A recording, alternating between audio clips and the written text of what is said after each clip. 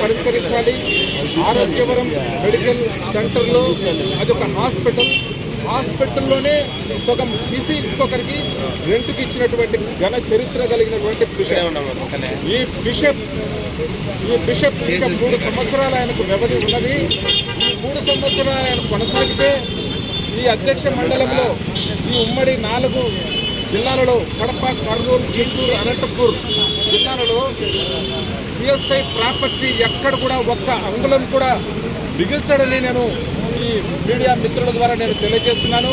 కాబట్టి సినాడ్ వారు మాకు సిఎస్ఐ సినాడ్ 5 రాష్ట్రాలకు మరియు శ్రీలంక దేశానికి హెడ్ క్వార్టర్ చెన్నైలో సిఎస్ఐ సినాడ్ సెంటర్ ఉన్నది. ఆ సిఎస్ఐ సినాడ్ మోడరేటర్ గారు ఇన్వాల్వ్ అయ్యి తక్షణమే ఈ బిషప్ను బర్తరఫ్ చేయాలని నేను మోడరేటర్ గారికి మనవి చేసుకుంటా ఉన్నాను. దయచేసి మీడియా మిత్రులు ప్రభుత్వ అధికారుల దృష్టికి తీసుకెళ్లాలని నేను మనవి చేస్తా ఉన్నాను. ఎంత రాడు తేలిన మనిషి మీరు అర్థం చేసుకోవాలి. కోర్టు నుంచి స్టేటస్కో ఆర్డర్ వచ్చినప్పటికీ మున్సిపల్ కార్పొరేషన్ వాళ్ళు నిలిపివేయమని చెప్పినప్పటికీ కలెక్టర్ నిలిపివేయమని ఆర్డర్ ఇచ్చినప్పటికీ ఆయన ఏ ధైర్యంతో మళ్ళీ ఈరోజు కన్స్ట్రక్షన్ జరుగుతూ ఉంది మీరు చూడండి.